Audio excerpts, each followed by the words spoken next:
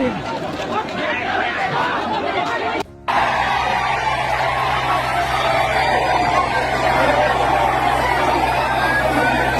ले आया।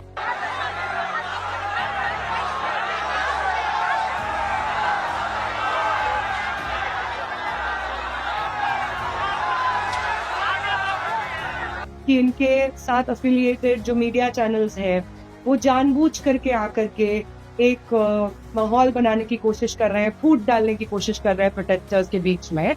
लेकिन स्टूडेंट्स ने बराबर समय समय पे जवाब भी दिया है। इनके अगर ऐसा कोई इंसान आ जाता है जो कहता है कि हम किसी को आने नहीं देंगे, नेहा नहीं आएंगी, जुनैद नहीं आएगा, कोई पॉलिटिकल पार्टी नहीं आएगी, उन स्टूडेंट्स को प्रोटेस्टर्स ने ही बाहर का रास्ता समय समय पे दिखाया है।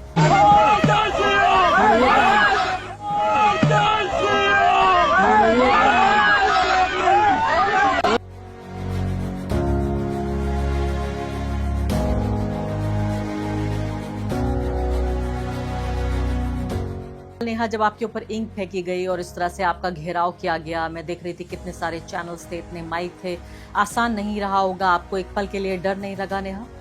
इस देश के फंडामेंटल समझदारी को गिराने का एक काम वो करते हैं। इसी तरीके से, इसी वजह से इंक को फेंकने के लिए इस्तेमाल करते हैं, लिखने के लिए नहीं। पार्लियामेंट को इस्तेमाल करते हैं गालियां देने के लिए, जनता का बात करने के लिए नहीं। प्रोटेस्ट का इस्तेमाल करते हैं अपने पॉलिटिकल पार्टी का एजेंडा को पुश करने के लिए, प्रोटेस्टर्स के मुद्दों पे बात करने के लिए नहीं। तो बार बार इनके पॉलिटिक्स में आपको ये द्वंद्व दिखता है।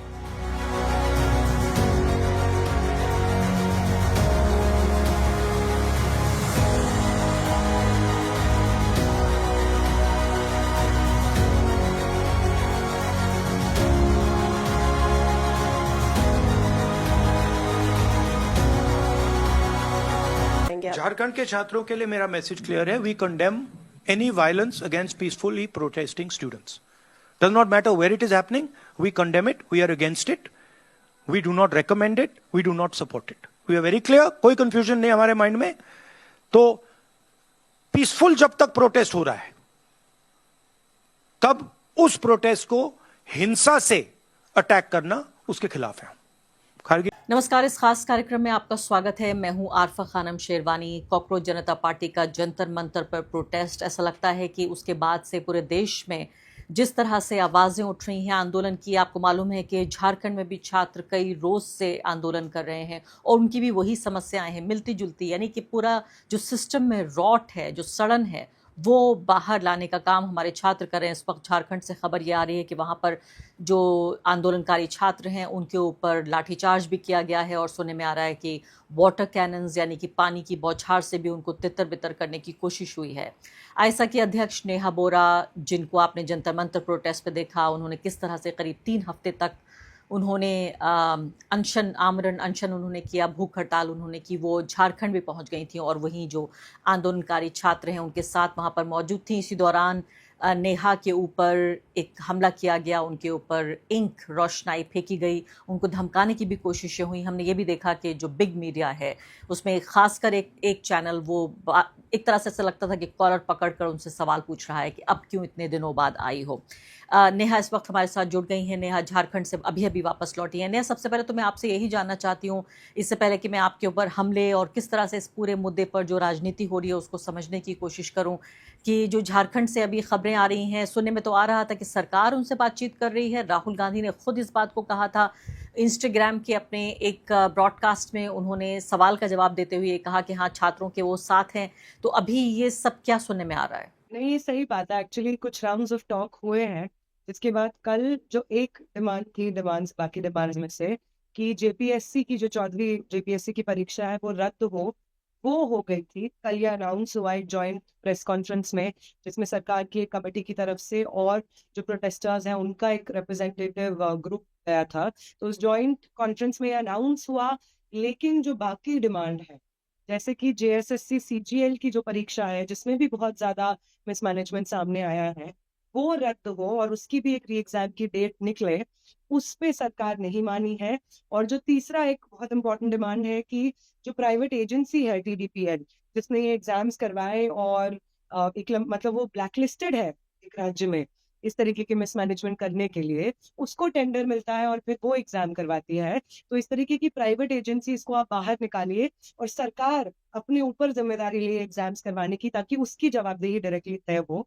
ये कुछ और डिमांड्स हैं जो कि जांच की एक डिमांड थी जो सरकार ने बोला कि होगी, लेकिन इन कुछ डिमांड्स पे एक अनश्योरिटी है, जिसकी वजह से आज एक मार्च शेड्यूल था जो स्टूडेंट्स ने किया, और जहाँ पे स्टूडेंट्स वाटर कैनन, लाठीचार्ज ये सब इस वक्त फेस कर रहे हैं। अभी भी हमारे साथी हमको वीडियोस वगैरह भेज रहे हैं वहां से कि वहां पे एक चल रहा है स्टेट रिप्रेशन का पूरा प्रोसेस। लेकिन नेहा, इसमें जो खबर थी वो ये थी कि भाजपा किसी तरीके से ये नहीं चाहती है कि ये पूरा जो आंदोलन का माहौल है वो सिर्फ एक पॉलिटिकल पार्टी के खिलाफ हो जाए, और इसलिए आपने देखा कि DK शिव कुमार कर्नाटक में पहुंचे आंदोलनकारी छात्रों से मिलने के लिए, यहाँ भी मिनिस्टर्स उनसे बातचीत कर रहे हैं। तो एक जो तस्वीर पेश की जा रही है, और मुझे दुरुस्त कीजिए अगर ये ठीक ना हो क्योंकि मैं ज़मीन पर इस वक्त मौजूद नहीं हूँ, वो ये कि जो आंदोलनकारी छात्र हैं और सरकार के बीच अच्छी बातचीत हो रही है, लेकिन वहाँ जो भाजपा के एजेंट बैठे हुए हैं वो नहीं चाहते कि कोई शांति हो, कोई सुलह तक या किसी सहमति तक बात पहुंच पाए।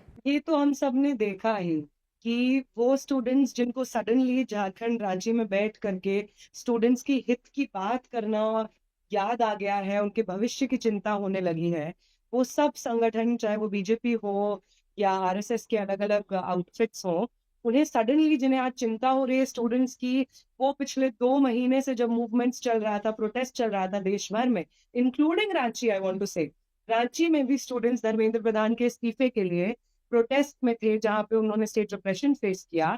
तो वहां से ये लोग गायब थे, लेकिन सिलेक्टिवली आज उनका जमीर जागा है ऐसा लग रहा है, और ग्राउंड पे ये लोग बहुत कोशिश कर रहे हैं। वो हम सब ने देखा कि इनके साथ अफिलिएटेड जो मीडिया चैनल्स हैं वो जानबूझ करके आकर के एक माहौल बनाने की कोशिश कर रहे हैं, फूट डालने की कोशिश कर रहे हैं प्रोटेस्टर्स के बीच में, लेकिन स्टूडेंट्स ने बराबर समय समय पे जवाब भी दिया है। इनके अगर ऐसा कोई इंसान आ जाता है जो कहता है कि हम किसी को आने नहीं देंगे, नेहा नहीं आएंगी, जुनैद नहीं आएगा, कोई पॉलिटिकल पार्टी नहीं आएगी, उन स्टूडेंट्स को प्रोटेस्टर्स ने ही बाहर का रास्ता समय समय पे दिखाया है। जुनैद भी वहां पे है, मैं भी वहां पे हूँ, बाकी ऑपोजिशन के पार्टीज के लीडर्स भी वहां पे जा रहे हैं बातचीत करने के लिए। तो ये जो एक माहौल बनाने की कोशिश कर रहे हैं उसमें नाकामयाब भी हो रहे हैं, लेकिन ऑफ कोर्स सोशल मीडिया का एक अपना इकोसिस्टम है। वहां पे कुछ ऑर्गेनाइजर जैसे कुछ पोर्टल के लोग गए हुए हैं, उनका काम ये नहीं है कि स्टूडेंट प्रोटेस्ट कैसे चल रहा है, वहां पे हंगर स्ट्राइकर्स किस तरीके से जद्दोजहद कर रहे हैं, वहां पे क्या परेशानियां फेस करनी पड़ रही है, कीचड़, भारी बारिश हो रही है रांची में, हर रोज ऑलमोस्ट भारी बारिश हो रही है, और कीचड़ के बीच में टॉयलेट फैसिलिटीज नहीं है। मैं आपको बता दूं, वहां पे जो हंगर स्ट्राइकर्स है वो इसलिए ज्यादा पानी नहीं पी पा रहे हैं जितना उनको मेडिकली मैंडेटेड रूप से पीना चाहिए हंगर स्ट्राइक पे बैठने की वजह से, क्योंकि वॉशरूम साफ नहीं है।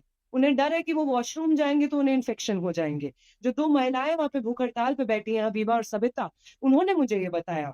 वहां पे जो तीसरे भूख हड़ताली है, देवेंद्रनाथ महतो, आप उनकी हालत देखिए।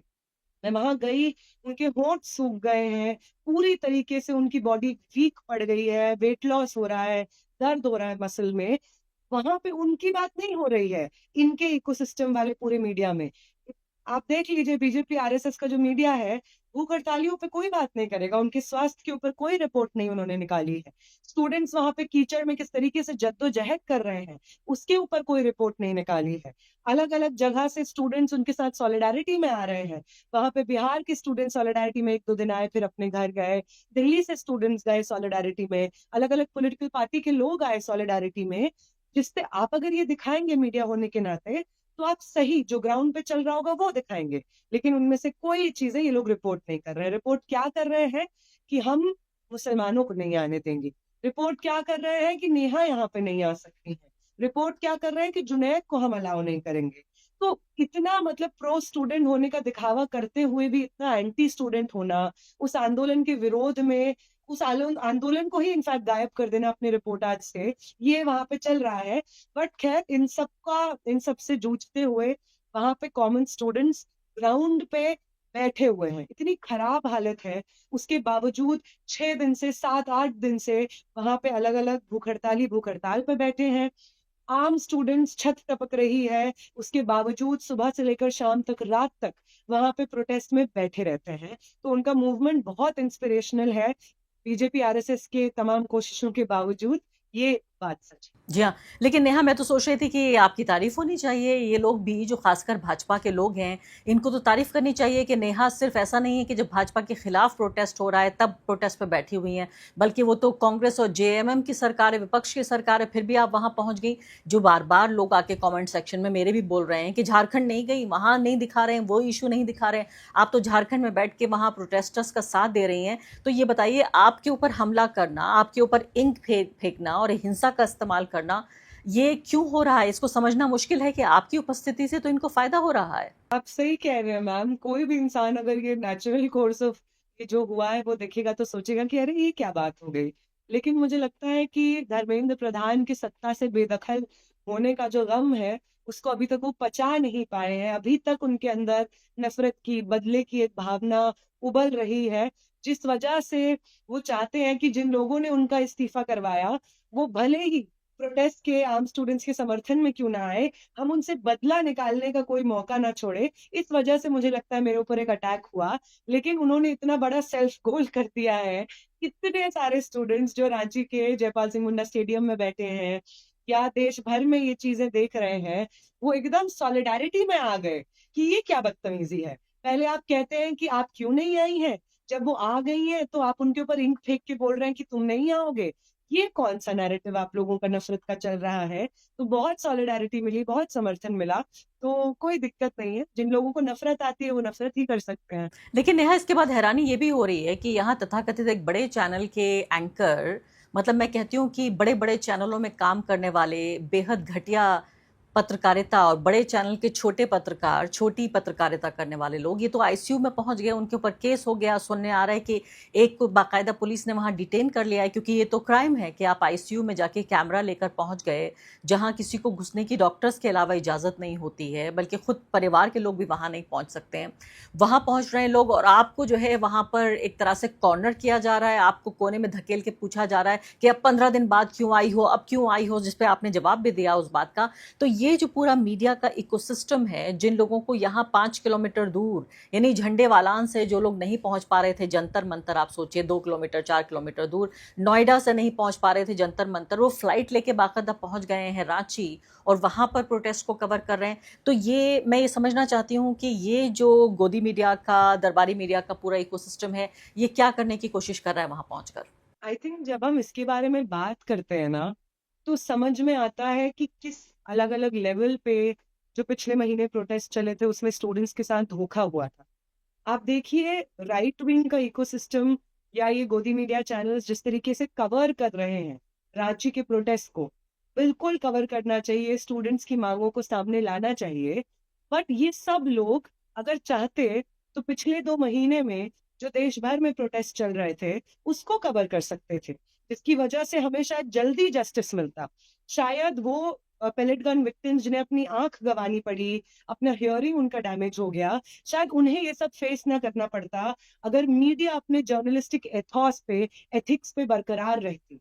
शायद अगर उन्होंने दिखाया होता कि किस तरीके से स्टूडेंट्स रिप्रेशन फेस कर रहे हैं, अगर ये राइट विंग ओन्ड गोदी मीडिया चैनल्स ये दिखाते तो शायद हमें जल्दी न्याय मिल जाता। लेकिन ये जो सिलेक्टिव रिपोर्टाज है लगातार जो हम देखते हैं कि जंतर मंतर पे माइक दिखेंगे, इनकी बड़ी बड़ी वैन्स दिखेंगी कवर करने के लिए, लेकिन टीवी स्क्रीन पे जब आप ढूंढने जाएंगे स्टूडेंट्स के संघर्ष की रिपोर्टाज तो वो आपको गायब मिलेगी। तो ये चीज के बरक्स आप देखिए अभी जिस तरीके से वो रिपोर्टिंग कर रहे हैं, और मैं तो कहूंगी कि इस वक्त भी वो बहुत इनजस्टिस कर रहे हैं जो स्टूडेंट्स रांची में बैठे हैं उनके प्रोटेस्ट को रिपोर्ट करने में, क्योंकि उनका एजेंडा सिर्फ पॉलिटिकल है उन सब चीजों में। वहां पे स्टूडेंट्स इतनी मुश्किल परिस्थितियों में प्रोटेस्ट कर रहे हैं, मैं आपको सच में बता दूं। हर तरफ कीचड़ है आशा मैम, हर तरफ कीचड़ है। टेंट जो लगाया हुआ है वो अलग अलग जगह से टपक रहा है, चू रहा है।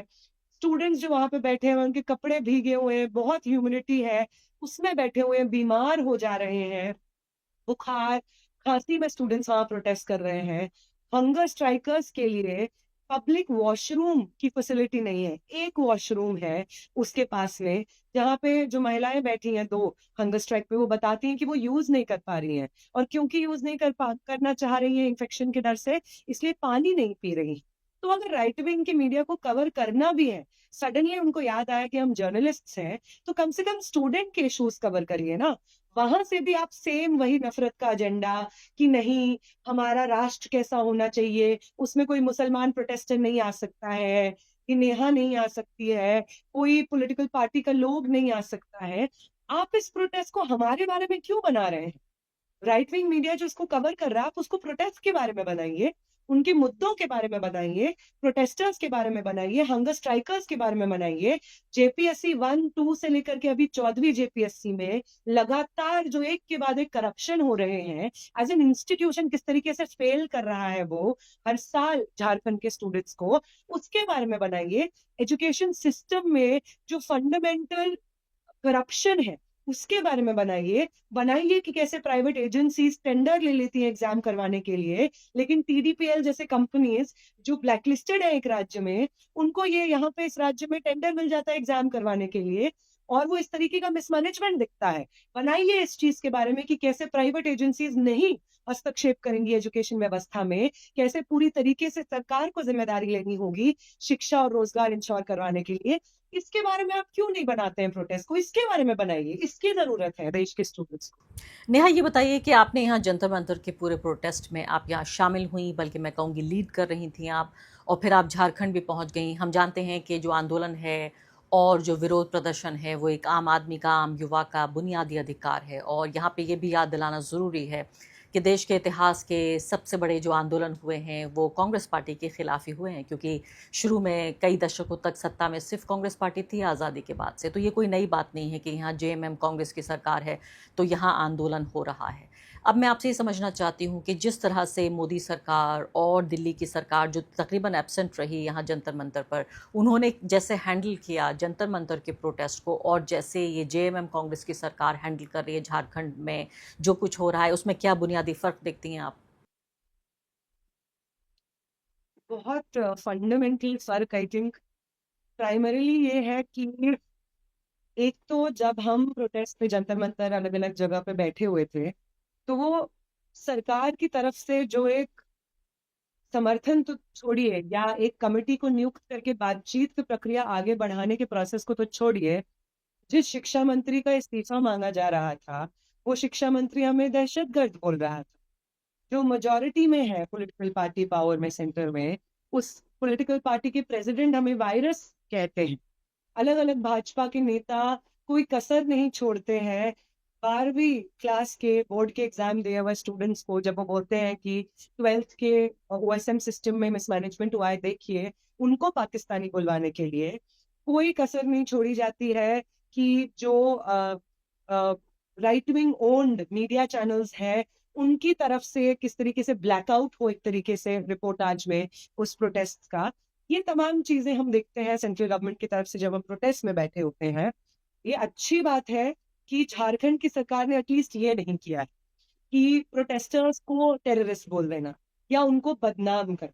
ये अच्छी बात है कि सरकार 2-3 राउंड बातचीत में इंडल्ज की है प्रोटेस्टर्स के साथ में, उनसे बातचीत की है। वहां पे कौन लोग कॉन्स्टिट्यूट करेंगे वो कमेटी, वो भी स्टूडेंट्स की तरफ से सजेशन लेकर के वो एक कॉन्स्टिट्यूट हुआ है। एक पब्लिक प्रेस कॉन्फ्रेंस में ये चीज, इनफैक्ट एक डिमांड तो मान लिया गया कि हम 14वीं जेपीएससी रद्द करेंगे। तो ये सब अच्छी चीजें हैं, लेकिन मैं फिर भी आगाह करूंगी कि झारखंड में जो सरकार है, अगर वो किसी भी बात भाजपा की सरकार की तरह बिहेव करने लगेगी, तो देश के स्टूडेंट्स, नौजवान, जेनजी वही करेगा झारखंड की सरकार के साथ जो बीजेपी सरकार के साथ आज हुआ है।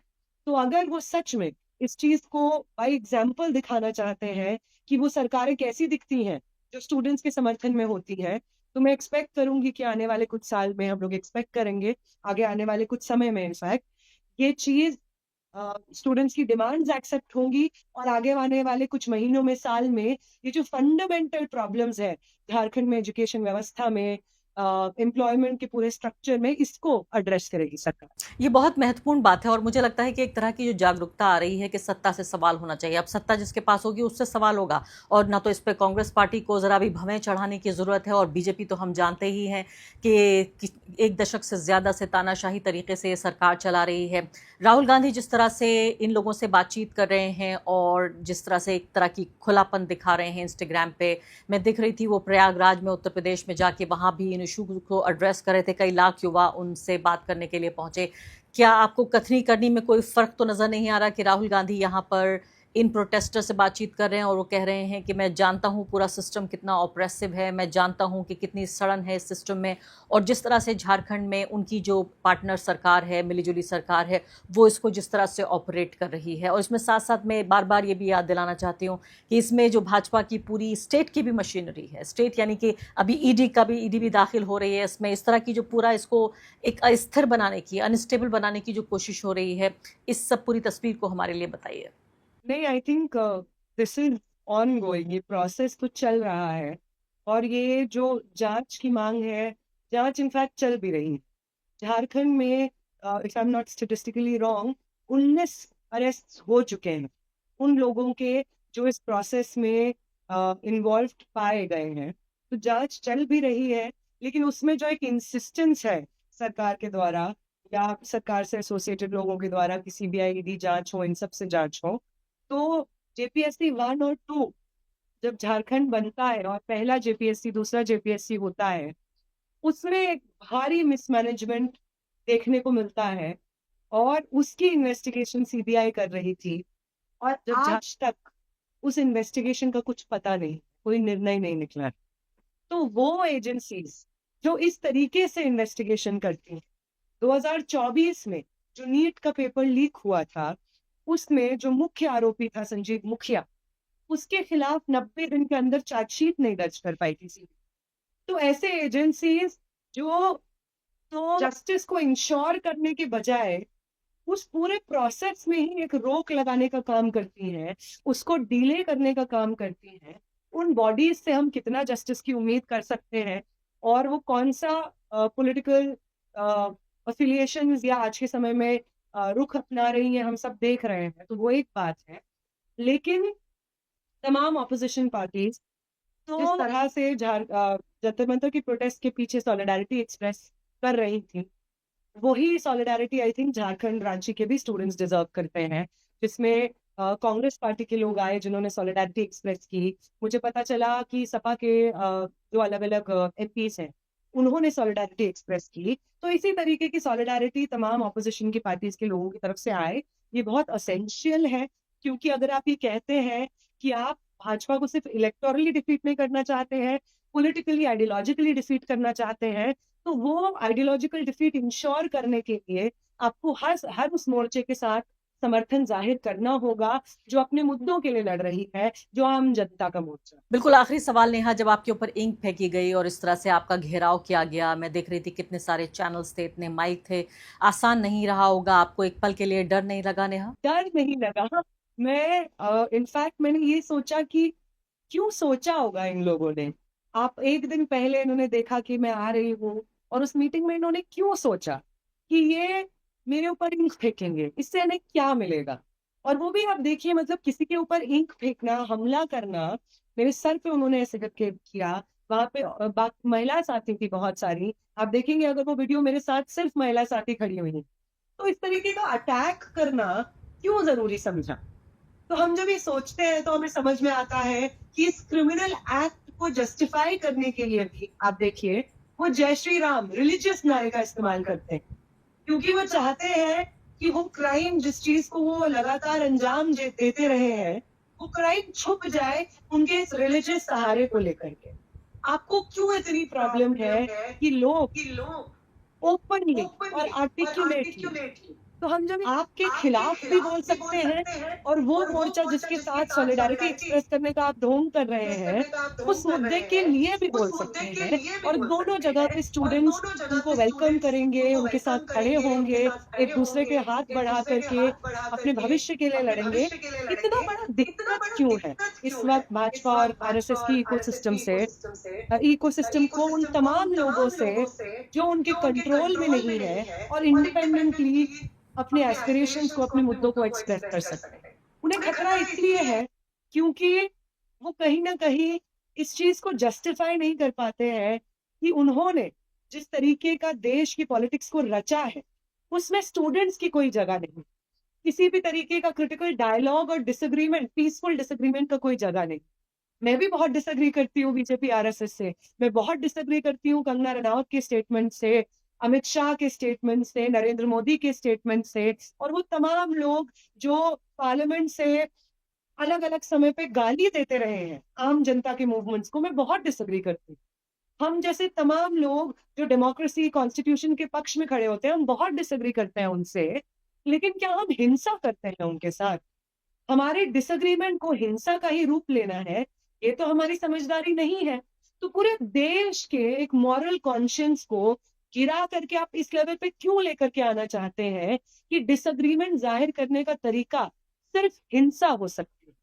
ये इस देश के फंडामेंटल समझदारी को गिराने का एक काम वो करते हैं। इसी तरीके से, इसी वजह से इंक को फेंकने के लिए इस्तेमाल करते हैं, लिखने के लिए नहीं। पार्लियामेंट को इस्तेमाल करते हैं गालियां देने के लिए नहीं, गालियां देने के लिए, जनता का बात करने के लिए नहीं। प्रोटेस्ट का इस्तेमाल करते हैं अपने पॉलिटिकल पार्टी का एजेंडा को पुश करने के लिए, प्रोटेस्टर्स के मुद्दों पे बात करने के लिए नहीं। तो बार बार इनकी पॉलिटिक्स में आपको ये द्वंद्व दिखता है। बिल्कुल नेहा, इनकी पूरी राजनीति में और इनकी पूरी जो आइडियोलॉजी है, विचारधारा, वही हिंसा से पनपी है, तो उन्हें यही भाषा आती है। हिंसा उनकी भाषा है, जिस भाषा में वो लोगों से बातचीत करते हैं, जिन लोगों से वो असहमत होते हैं। बहुत बहुत शुक्रिया आपकी बहादुरी के लिए, आपके काम के लिए, डटे रहने के लिए। शुक्रिया नेहा, हमसे बातचीत के लिए।